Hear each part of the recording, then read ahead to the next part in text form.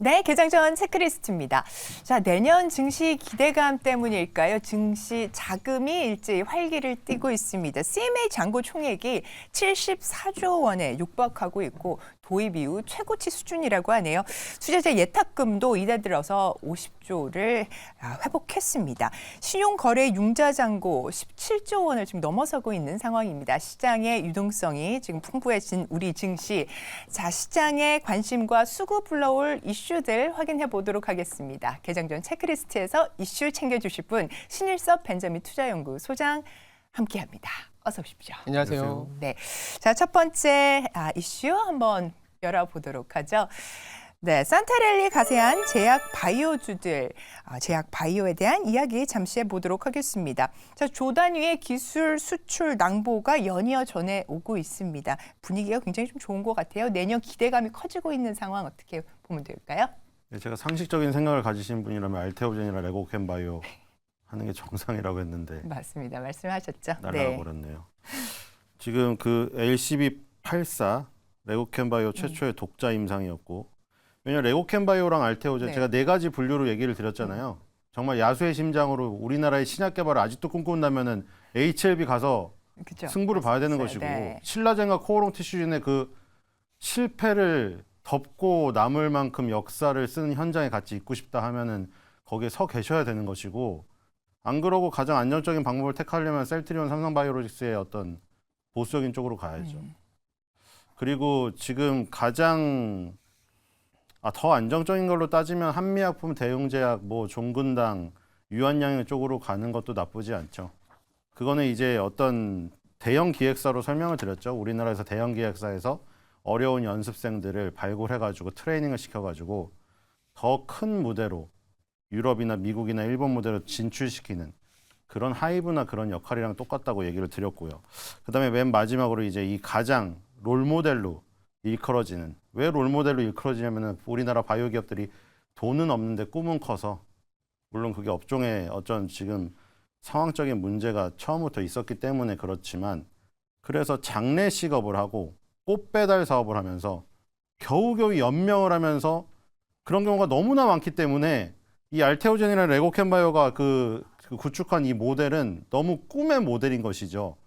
지금 레고캠바이오가 쌓아놓은 것들, 그러니까 세 가지로 나눌 수 있다고 했잖아요. 크게 받는 것들이 처음에 반환 의무가 없는 계약금을 수령을 하고, 그게 크면 클수록 R&D에 쓸 수가 있는 게 큰데, 지금 이게 우리나라 역사상 가장 큰 돈을 받았죠. 지금 전체 계약 규모는 종근당이 저번에 노바티스한테 한 게 큰데 반환 의무 없는 계약금을 제일 많이 받았어요. 지금 그 돈 가지고 R&D에 투자할 수가 있겠죠. 반환 의무가 없으니까 중간에 임상이 실패돼서 물질이 예를 들어 반환이 된다고 하더라도 계약금은 반환 의무가 없습니다. 그렇기 때문에 이거는 이제 레고캠 바이오의 돈이고요. 그 다음에 이제 임상 진행 단계에 따라서 마일스톤이 꽂히겠죠. 나중에 제품 시가 시판되고 허가받아서 시판이 되면 이제 로열티를 받겠죠. 그런 것들을 다 포함해서 총 계약 규모가 나오기 때문에 그거에 열광할 일은 아닌데, 하나만 가지고는 안 되는 것이죠. 근데 레고캠바이오는 벌써 12개, 13개를 꽂았단 말이죠. 그러니까 반환 의무가 없는 계약금을 그때그때 일시적으로 수령한 것들로 지금 R&D를 진행 중이고요. 마일스톤이 임상 진행 단계에 따라서 꽂히고 있는데 그게 이제 랜덤하게 꽂히겠죠. 그러니까 이걸 많이 깔아놓으면 깔아놓을수록 이제 안정적이 되니까 장례식업을 하던가 꽃 배달을 할 필요가 없어지는 겁니다. 바이오 기업이 솔직히 좀 자존심이 떨어지잖아요. 바이오라고 뭐 신약 개발을 한다고 해놓고 꽃이 중요하죠. 물론 연말에. 근데 그 바이오 기업이 꽃을 팔아서 되겠습니까? 바이오 기업은 바이오로 매출을 올려야 정상이겠죠. 그러니까 그 정상으로 가기 위해서 이 단계가 멀기 때문인 것이고, 어쨌든 레고캠바이오는 그 저기를 구축했습니다. 그 시스템을 이미 구축을 시켰고요. 그 다음에 ADC는 항암제가 아니라 엄밀히 말하면 기술이기 때문에 확대될 그 여지가 굉장히 크다는 게 장점이겠죠.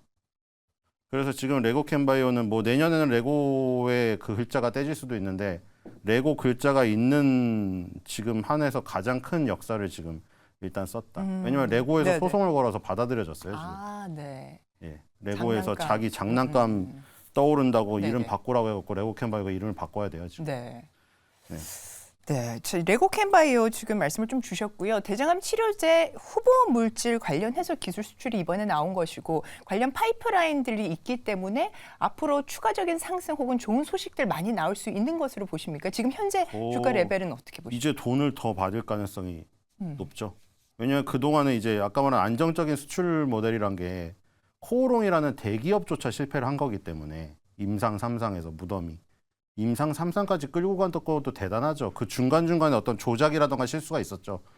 그런 것들을 덮고 가려고 했지만 결국 우리나라의 한계였던 것이고 그래서 플랫폼이나 기술 수출하는 모델이 여기서 가장 떠오르게 된 거예요. 근데 거기서 왜 반환음 없는 계약금을 더욱더 높게 받고 있느냐. 아예 이제 플랫폼 기술 수출에서 이제 요 정도가 어느 정도가 쌓여 있기 때문에 네. 그 R&D 비용을 담보로 해가지고 이제 물질을 좀 더 끌고 가요.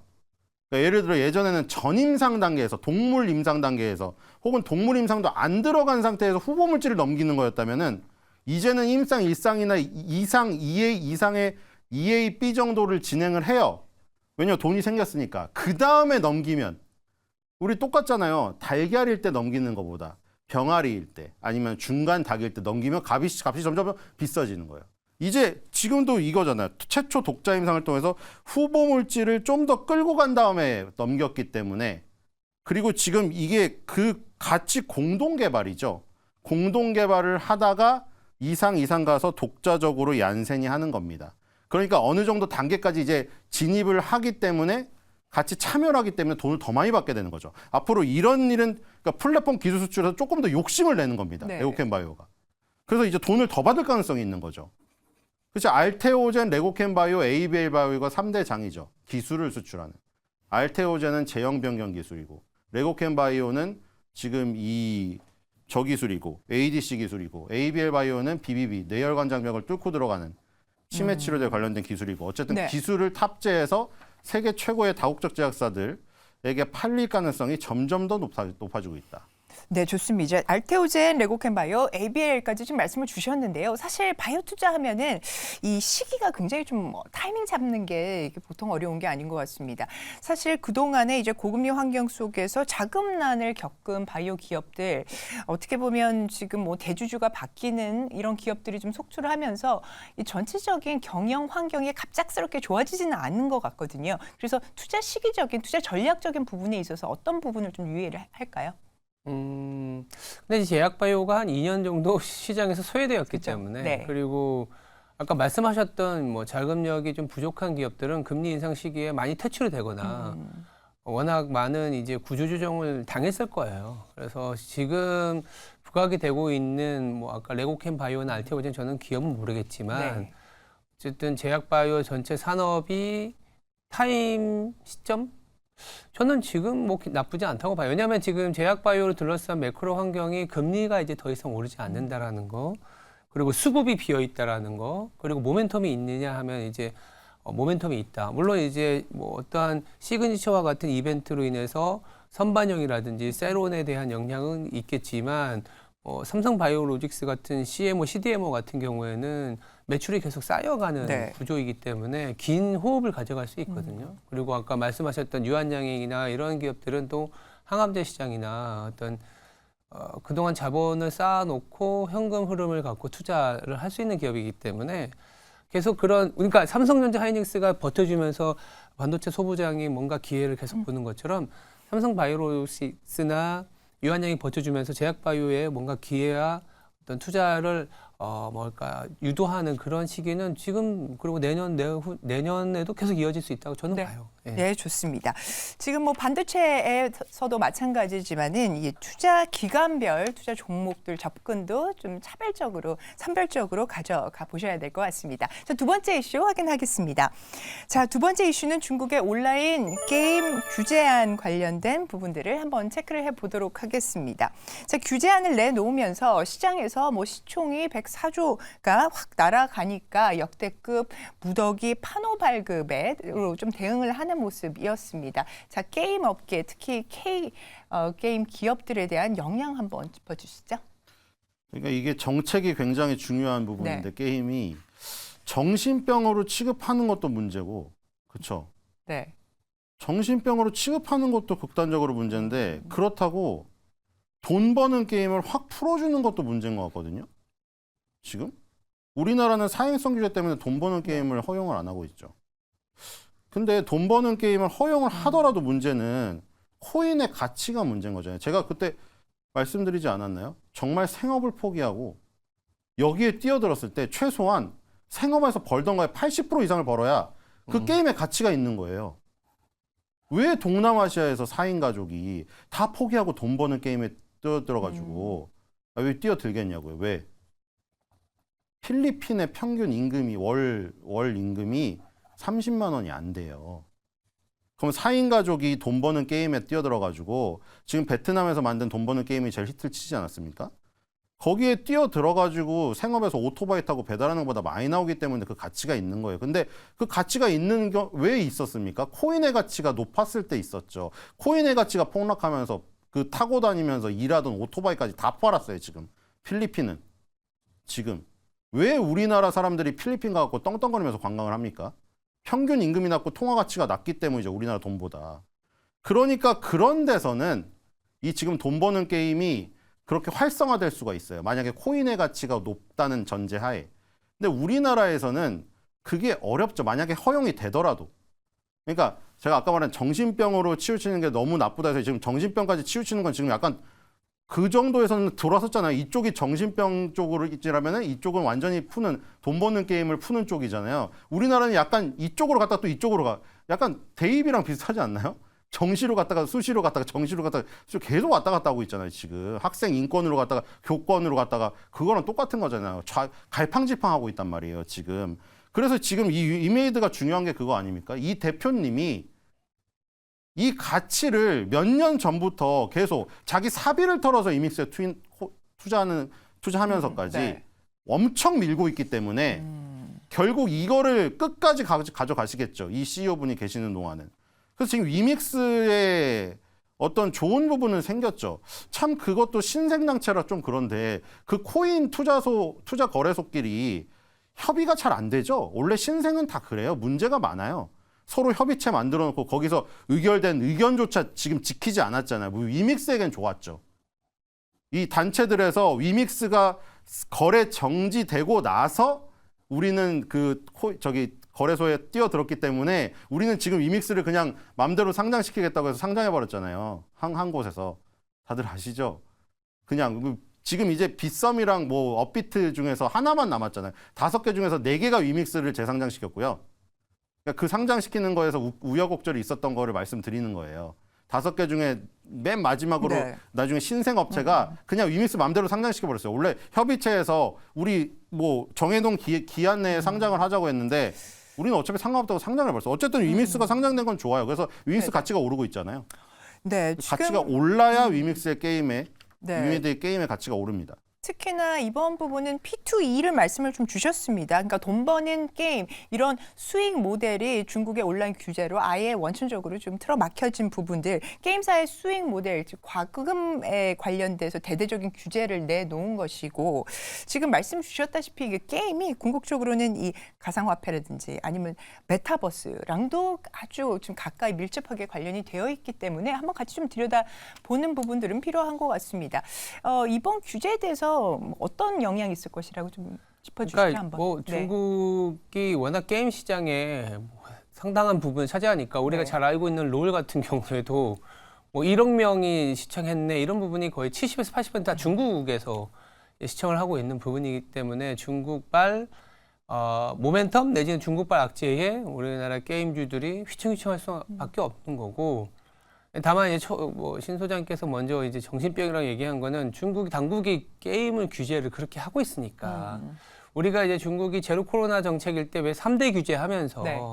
그 중에 하나가 게임 산업이었잖아요. 네. 그래서 게임 산업에 대한 어떤 워낙 큰 시장이 정책의 어떤 돌발 변수에 놓여 있다라는 그 자체가 리스크라고 보는 것 같아요. 그러다 보니까 게임이 뭔가 바닥에서 좀 꾼퉁꾼퉁 달려고 했는데 왜냐하면 제약바이오와 동시에 게임주도 한 2년 동안 소외를 받았었거든요. 근데 금리가 좀 멈춰주고 소비가 되려 좀 지출이 좀 줄어들 때 게임이 오히려 반사 이익을 받는 경향이 있기 때문에 게임주에 대한 기대를 좀 가져온 건 있었지만 그러다 보니까 이제 중국의 어떤 영향력에서 상대적으로 좀 뭐랄까요?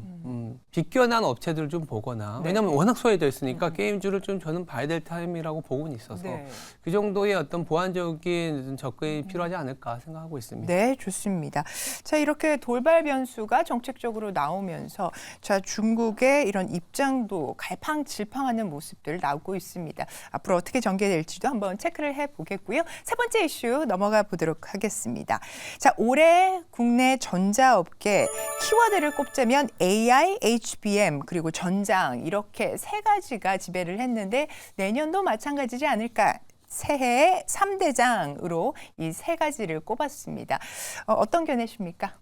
반도체 계속 확산되고 있고 이미 사실 밸류체인 다 짚어드렸는데 그렇죠.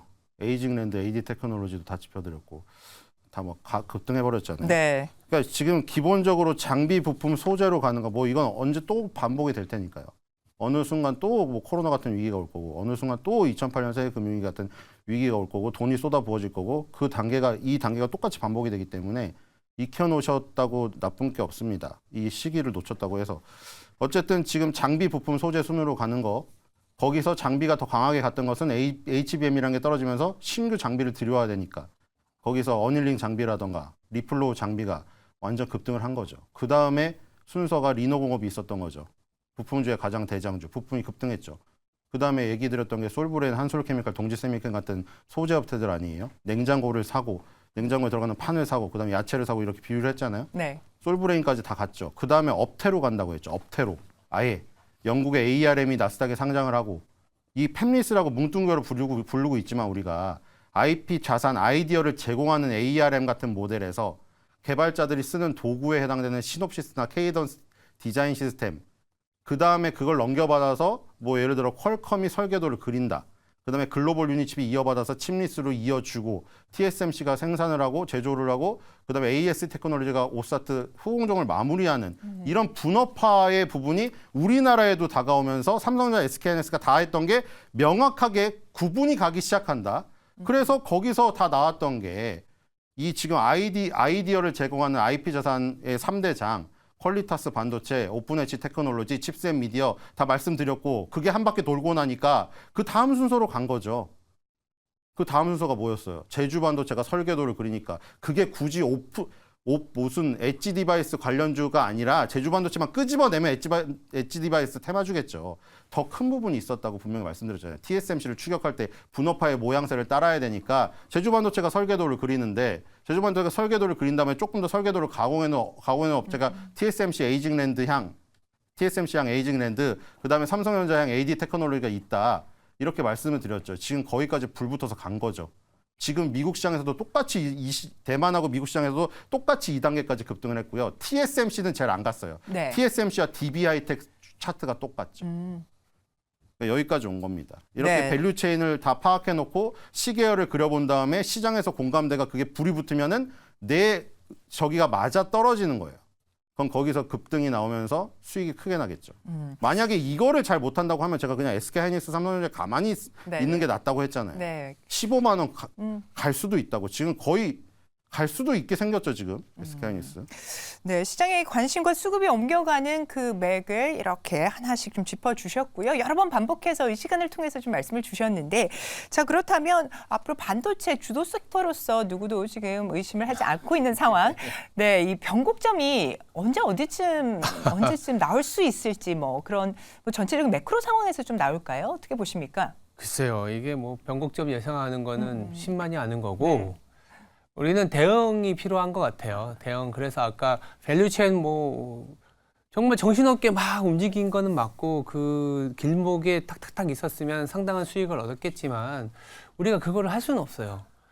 그래서 결국은 돌고 돌아 삼성전자 어제 신고가 보면서 그냥 삼성전자 사고 있을 걸 뭐 이런 생각을 많이 하시거든요. 그래서 저같이 투자를 잘 못하는 사람이라면 밸류나 여러 가지 상황, 매크로 상황을 보면 삼성전자에 계속 있는 게 답이라고 봐요. 네네. 하이닉스도 만약에 여기서 치고 나간다? 그럼 삼성전자도 하이닉스의 밸류 갭을 좀 따라갈 거고 하이닉스가 좀 비싸고 말씀하신 것처럼 어떠한 이슈 때문에 뭐 내년에 대만 선거 이후에 미중 갈등이 좀 더 불거질 수도 있고 여러 가지 변수가 있긴 하지만 그런 걸로 변동성이 보인다? 그러면 또 삼성전자가 상대적으로 좀 방어적일 수 있고 이런 상황에서 오히려 그러다 보니까 삼성전자에 대한 기관과 외국인의 매수가 최근에 조금 더 강해진 거 아닌가 이렇게 생각할 수 있을 것 같습니다.